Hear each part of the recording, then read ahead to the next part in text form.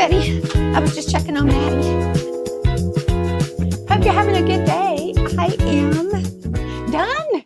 I can't believe it. I am done. Here you go.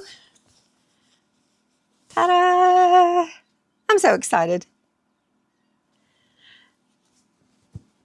All right, so let me talk to you just a little bit. I've got this video kind of spaced out so that you can kind of go back and look at the different things. I've got it spaced out to where I've finished up all of the primitive stitching, and then I showed how to put the binding on the way that I like to put it on. And let's see, what else do I do? I showed how to take a deep breath, how to accept that perfection is overrated. And I'm hoping you understand that, because I have to remind everybody that my videos and what I like to do is I like to reach to the person who always wanted to learn how to quilt, or always wanted to learn how to do a certain craft, and was actually kind of scared of it because of that perfectionism that we talk about. And I had to tell you, it's way overrated. But it affects everybody. When I was working on this, I got thinking, well, you know what? This isn't how everybody else does it. Hold on. This isn't how everybody else does it. This is how, if you go onto YouTube and you look at all these videos, even though I've been quilting or sewing or whatever it is, I've been doing it for a while, and I look at them and I feel so intimidated, and I think, oh my God, I need to just quit. But then I got to thinking about how I teach my students, and especially my adult ed. Now, Learning 101, this is Learning 101 for adult education. Adult learners want to put their learning in their own hands. They don't want to learn something that is not applicable to them at that time. Okay, now remember, applicable to them at that time. Now, there are going to be times that an adult learner will want to go further on about what they're doing and what they're learning and everything. But at the very beginning, they want to do it, they want to get it done, and they want to go on with whatever else they got to do. That's just because we as adults have so much more that we have to worry about than just go to school every day. Now, please don't misunderstand me. I'm not saying that it's easy. It's not. I teach high school. Excuse me, I teach high school, and sometimes it really, really is difficult for these kids. Not just sometimes, many, many times. But again, I am not talking about I'm not talking about teenagers. I'm not talking about kids that are in school. I'm talking about adult learners who have a lot more on their plate. There are so many of us that want to divide their time so that they can put just a little bit of time in their day for themselves. And that's what I'm hoping I'm doing. I'm hoping that I can show you how to make things, how to be creative, how to enjoy yourself and not worry about whether or not it looks the best for somebody else. It's only for you. You are the one that's the most important. I have so many mistakes in this. And as I was doing it yesterday, I was thinking, you know what, maybe I ought to be showing the mitered. That's what everybody wants to do, is the mitered. Well, you can see I didn't do that. Mitering is great. I use mitering when I make my handmade napkins that I sell. I use mitering because I think it looks a lot more professional, and it's a lot better. However, on the napkins that I do not sell and that I just use in my house as every day, I don't miter those corners because I just want to get it done. I want to be able to use them. I want, if I want some napkins for Easter, I'm going to put them all together and just, not even line them or anything, and just put them on the table so that I'll have something for Easter Sunday. Those are the things that I like to do. And that's what I'm really hoping that all of my community, I love all of my quilters and all of the people that have been quilting for a very long time. And I so appreciate you. You have no idea how much I appreciate you. However, we tend to forget when we know something. and we know how to do it, we've been doing it for a long time, and we show it to somebody, it's like, oh my gosh, you know, why do I have to show them that? In part of this video, I'm showing actually how to even measure, how to use a ruler. And that's really important because I'm finding, and especially when I was teaching my daughter how to just do a 9-patch, and she was really having a hard time with the ruler. And I was thinking, okay, you've got a college degree and you're a nurse, and you're a neonatal nurse, and you can do all of this stuff, and you're having trouble with the ruler. But again, you got to remember that people that don't use them every day, that's just automatically. My husband did it the other day, and he's a woodworker. He put his ruler down and he said, okay, we're going to cut here. And I said, no, you don't want to do that. Look at the ruler, because the very first notch on that ruler is where you begin. You don't begin at the end of the ruler. And you're going to see that as I teach it. There are so many little things that I want to teach that that aren't in those really great videos. I'm not knocking them. Boy, there are some good ones, and I go in there and I watch those, but let me tell you, the difference is I already know what I'm doing. I already know how to sew. I already know the verbiage. I know how to, needle turn. I know how to do all of that stuff. I just want to see if there's a better way to do something, or an easier way for me, but it's because I already learned the basics, okay? Now, when you learn the basics, sometimes you go the long way. Or sometimes you look at it and you do things and you think, well, I could have done that easier. Yeah, it is. And it's just like in a math question. I tell my students, look, guys, whenever you figure this out and you can see it in your head, then you don't have to show your work. But until you can explain to me how you got your answer, then you're going to have to show it. Because if you don't, I won't be able to go in there and say, oh, wow, you did great on this part, but this is where you messed up. Okay? So I know I keep going back and forth to the teaching, but this really is a channel for teaching, okay? It's for me to teach you and for me to learn from you as well, because there are some people that have already commented to me, and I thought, oh gosh, that's a great idea. I can do that.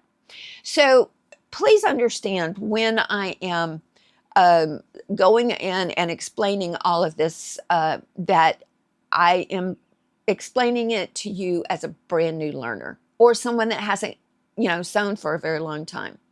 Now, before I get started on showing the pattern and showing this, and then going into the parts, I just want to remind you that if you've not been here before, my name is Marilyn, and I have an online store named Goldenrod Primitives. And I've got a couple of things that I want you to go online to my website and download. They're free. And this part that we are doing right now, this Americana series, it's a series that I put together. And here is the first part to it. And I sent it out in the first to second series of the video.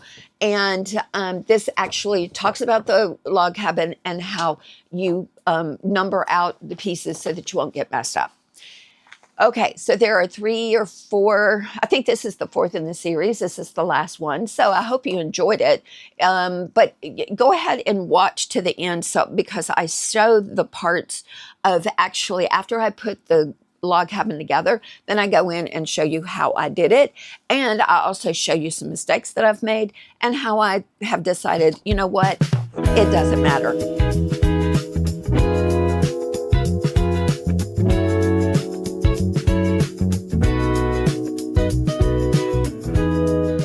You're going to see that I decided to do the hand stitching.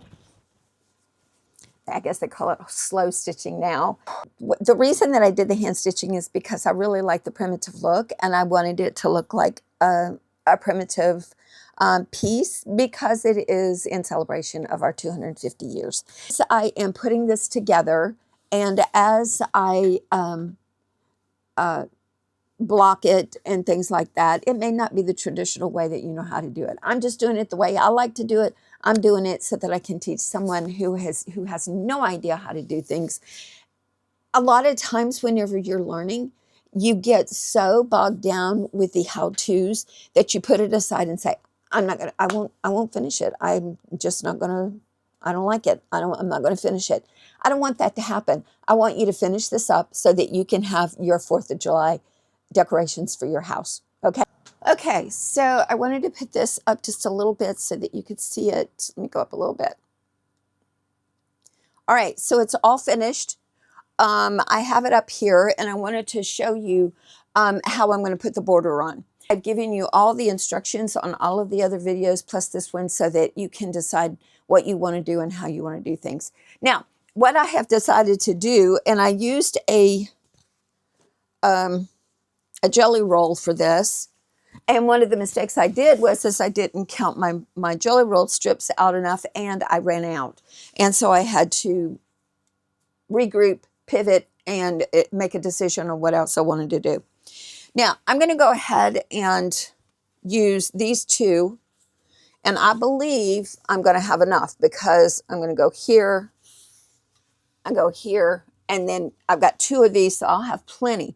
Now, I am not going to miter the corners. The reason I'm not going to miter is because I don't want to miter this. It's not my best work, and I'm not going to miter it because I want to box it, okay? Mitering takes a little bit of time, and it also takes a little bit of pulling it out, getting it right, making sure that you've turned it correctly, the 45-degree angle and all that kind of stuff. I don't want to get into that. I'm just going to box it. I want to go around it, and I want to be done with it so I can get it hung up. And I wanted to share that with you so that you can make a decision of how you want to do it. Now, another thing, I went ahead and did the primitive stitching, all right? If you want to do it with your machine, you can use a walking foot and it will help you. You don't have to use a walking foot, but it kind of helps because you've got 3 layers of fabric here. And so that way then you will get it to where it won't bunch up and walk. The fabric won't walk with it. If you use your walking foot, that's much better. If you don't have a walking foot, you don't have to, but just make sure that you push out your fabric. And you know what I mean by the other part of the video that I did. You start in the middle, okay? Draw your line in the middle, and then you can go ahead and draw your lines. I used a chalk pencil, but I have to be honest with you, I got off of it. If you see this right here, this is more of 1.5 inches, and the rest of them are inches. I'm okay with that. Some of you are probably saying, that woman, she has no idea what she's talking about. But I really do. I'm trying to let you know that it's okay. It's okay. Just get it done. I remember when I got to tell you a story. When I was in my doctorate program and I was working on my dissertation, now I will say that I didn't finish it. I had an accident, and then my mentor passed away, and then I just said, you know what, I'm done. I've spent way too much time. I should have gone back and gotten another master's, and I probably could have. I know I could have because I was working on it and I tried to do that. But you know what, it's okay. I'm happy with where I'm at. But one of the things that the professors said is just get it done and then go try to save the world, okay? And I kept that in my head the whole time until I had my accident. But this is the same thing. Just get it done. We want to hang it up and we want to have it ready for the 4th of July, but why not hang it up a little bit earlier than that? I see that everybody is already decorating for the 4th of July and for the 250th birthday. So let's get it done and let's get it hung, or let's put it on the table, whatever you want to use it for. But I can envision this in the middle of a picnic table with all of the fried chicken and hot dogs and everything else and sitting on it. And it's good. It's good. Okay, so I regress. Let's go back and pivot back into this. So if you want to, go ahead and use your machine. But as you do this, and like I said before, as you do your first one, get your hand on your fabric and just push it out like this. And that will more or less keep it to where it will not bunch up in the middle.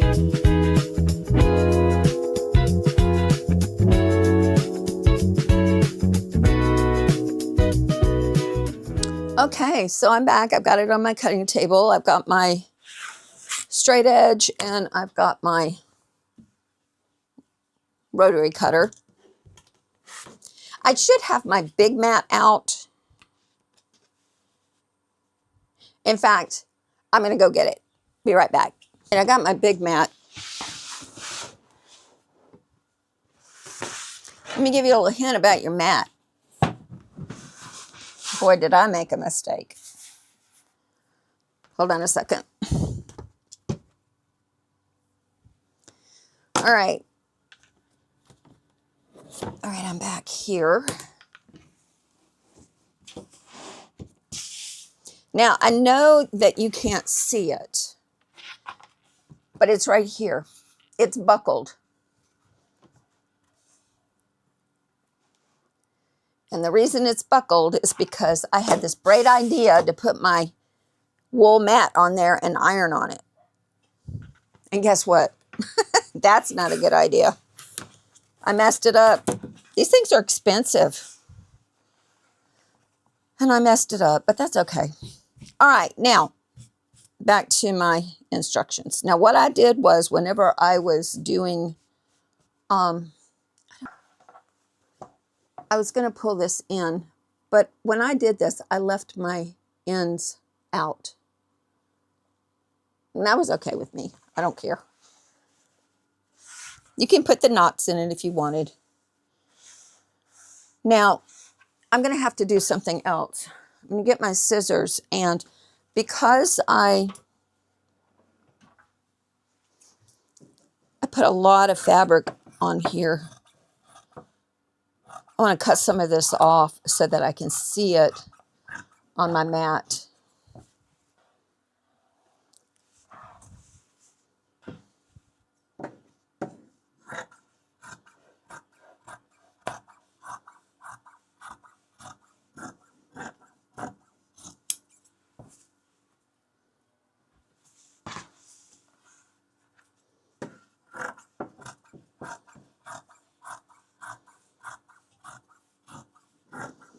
Okay, now I have it to where I can see it on my mat, and so that I can see my lines on my cutting table.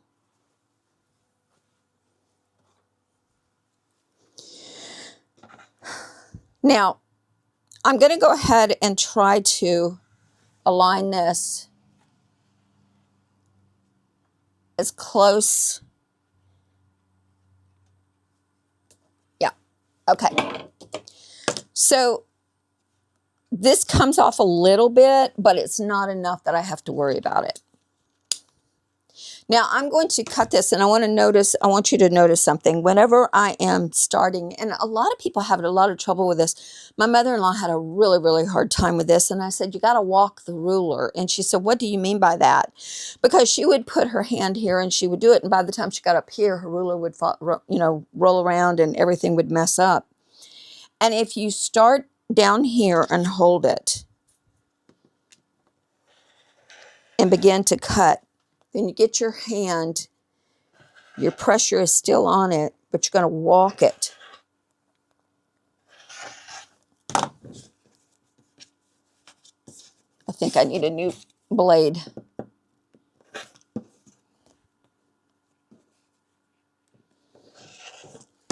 There we go. All right, so that's the first part.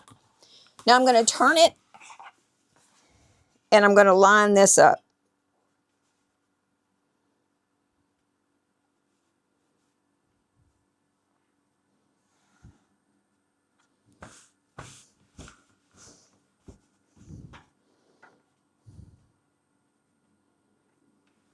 Yeah, okay. Now this is on a line. This is straight here. And I'm going to get my ruler again, and I'm going to use the line here, and on the ruler, I'm going to make sure that the ruler hits up here on this line and down here on this line. And the only part that's messed up is this right here. Again, walk down the ruler, and you'll be able to get it off. Now, let me show you something. See where this is just a little bit, you're seeing more of the batting? That's okay, because I'm going to cover that up with the border. Not border, but the binding.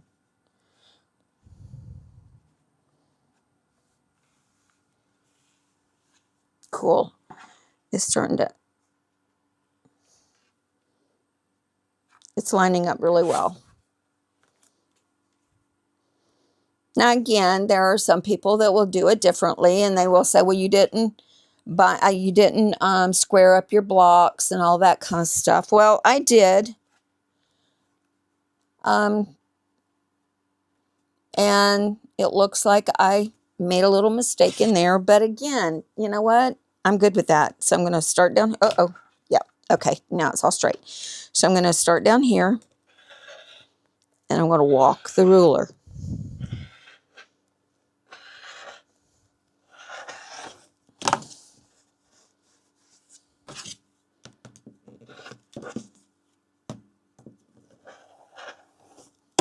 There we go. And I got one more. So I'm going to turn it straight as can be.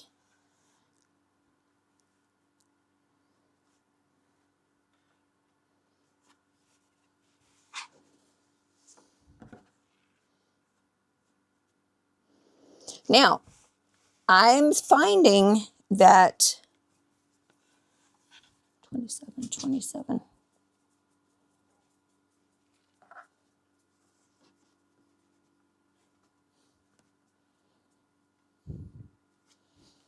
I'm a little off.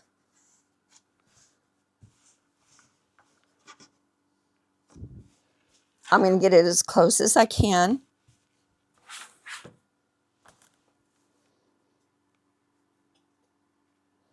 And it looks like I'm a little off again, but again, you know what? C'est la vie. It's fine with me. I'm sure there are plenty of videos out there to show you how to do this a little bit better than what I'm showing you. But again, I'm doing this for beginners and they just want to get things done. All right. Guess what? It's done. So I'm going to hang it back up. Oh, I've got it hung. And hey, looks good to me. I am ready to go. So now we are going to go ahead and put the binding on. It's going to go all the way around. I think it's going to look good. Okay. I don't know how long I was doing this before I figured out that I wasn't recording. Oh, well, here we go. All right, so I went to the machine. I went to this ironing board. I ironed everything down.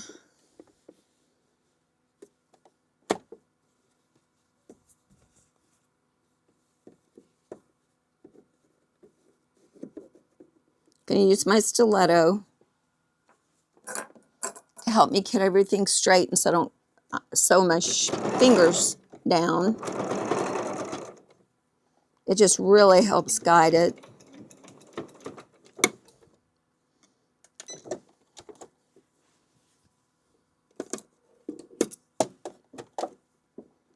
Oh, sorry about that. All right.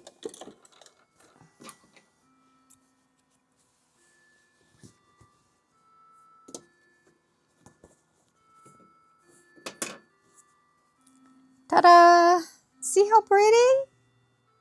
It's working out really good. Okay, so let's do the other end and then we're done. Now I do have, let me show you this. I've got this area in here. So I really need to pay attention whenever I am sewing this to make sure that I go in far enough to cut that. to fix that. And I know the reason that I did that is because when I was pulling out that third row, if you, back in one of my videos, I was showing you that I wanted 3 rows instead of 2 rows, but I ran out of fabric. I didn't count the fabric pieces like I should have. And so that was my number 1 mistake. And then I got to go in and so I took it out and I can see where my little lines are where I would pull the thread. So that might have been what it was. All right, so now let's go ahead and do this last part.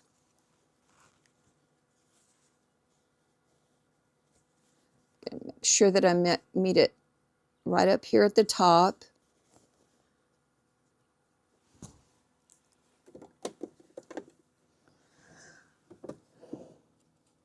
Get one of my little bunnies because this is tedious work right here. And I don't want to have all these knots.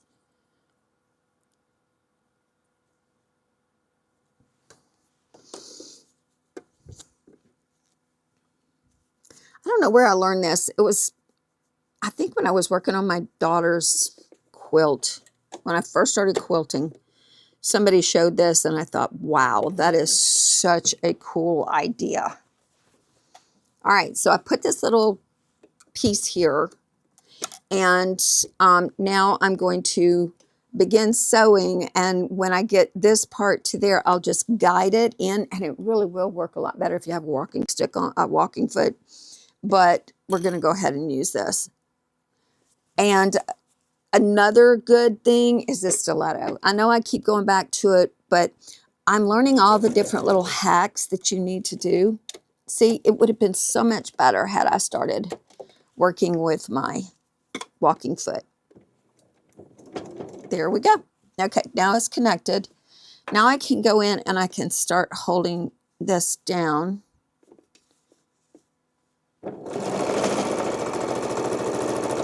Now, again, this part right here, I've got to make sure that it's going to be caught. So I'm going to go over just a little bit, maybe 1/8 of an inch, just a scant piece. And I'm going to go ahead and sew this and see if it's enough. And I'm not going to go too terribly far before I go in there and check it. Let me get to right here. All right, so let's look and see. Did I catch it? I sure did. Everything's caught. Cool, cool, cool. All right, then I go back.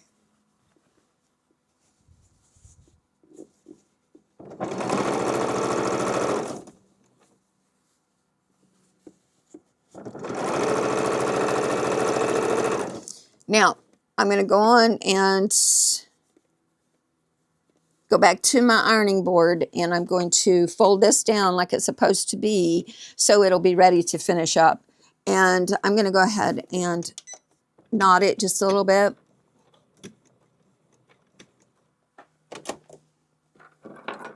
But then when I start to sew, I'm going to bring it up to about right there. Whoops, let me see if I can get it closer. I'm going to start about right there. So that's where I ended it. And I'm going to start it right there, just so that it kind of gives it a little bit of reinforcement. Okay, I'll be right back. I'm going to go cut this off. I'm going to cut it off here. I'm going to fold it over, and then I'm going to fold this up, and it'll be ready to go. Be right back. Okay, so let's finish up now.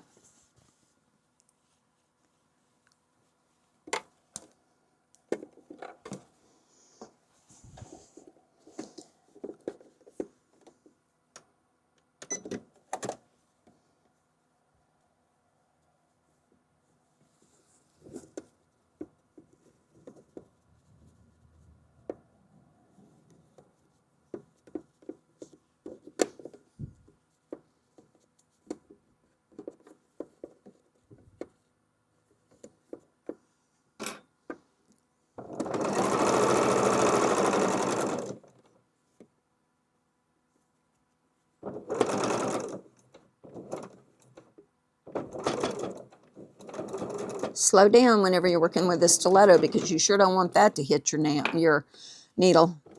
You'll be right here at the end, and then you'll have to go and change needles, and it can really hurt your machine as well. All right, so now I'm going to take you back to the ironing board.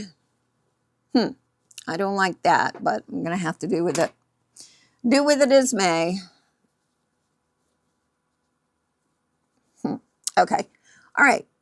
So see, I didn't hold it down good and well enough, good enough or whatever. See, it's a little bit off. All right. So I need to show you what I'm doing here. So let's go ahead and iron this out.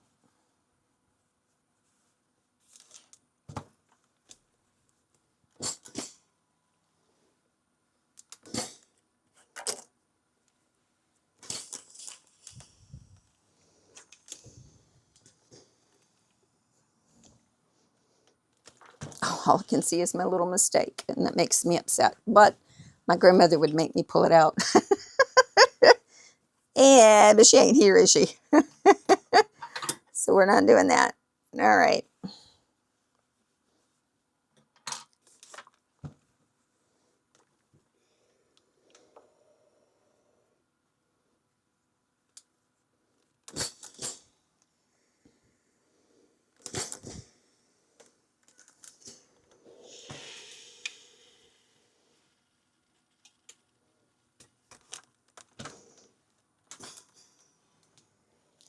Okay, let's crisp it up a little bit. Then we're going to turn it over and get it ready to baste. Now I'm going to do it by hand. I'm going to do it by hand because I want to do it while I'm watching Super Bowl today. But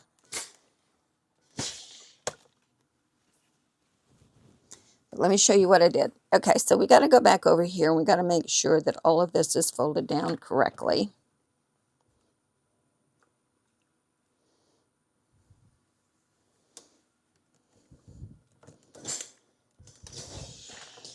I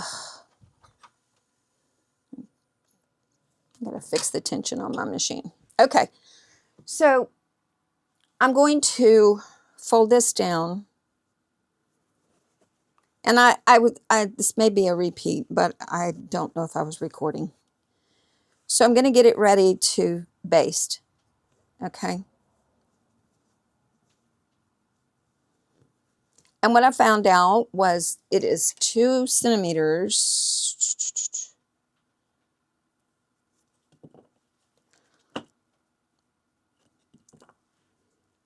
Okay.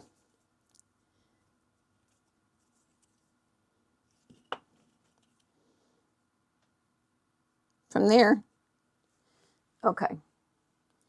So from where the beginning of it is, right there, to the end is 2 centimeters. Now let me explain something just in case.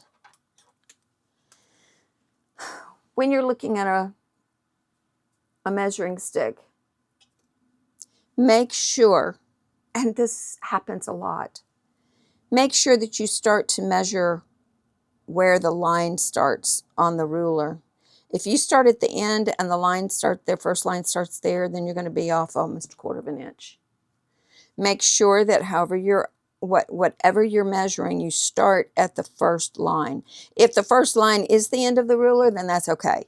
But if the first line starts here, that's where you start to measure. Don't start measuring here because you'll be 1/4 of an inch off everywhere. Okay. Now, what we're going to do is we are going to, wanted to show you a really cool way. I hope you can see this. All right, so I'm going to start.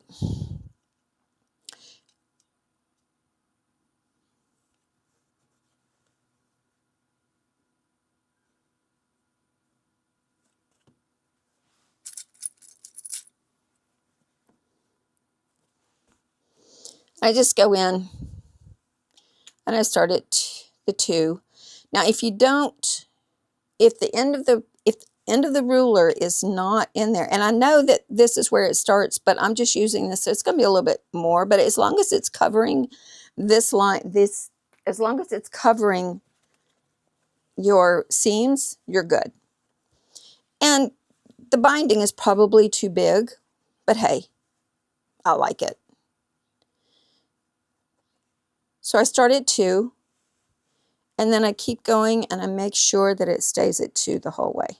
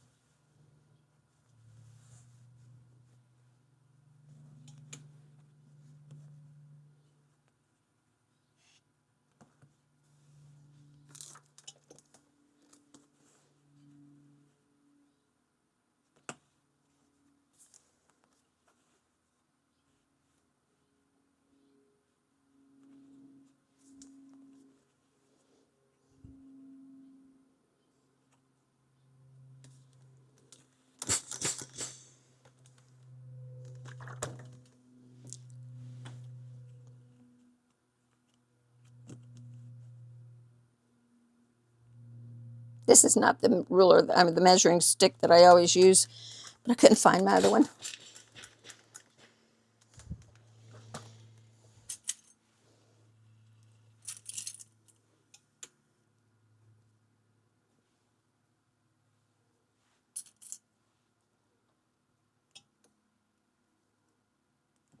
You can pin them if you want. You don't have to use these little clips. It was a long time before I bought these clips. They're kind of expensive, although they have gone down. They have gone down.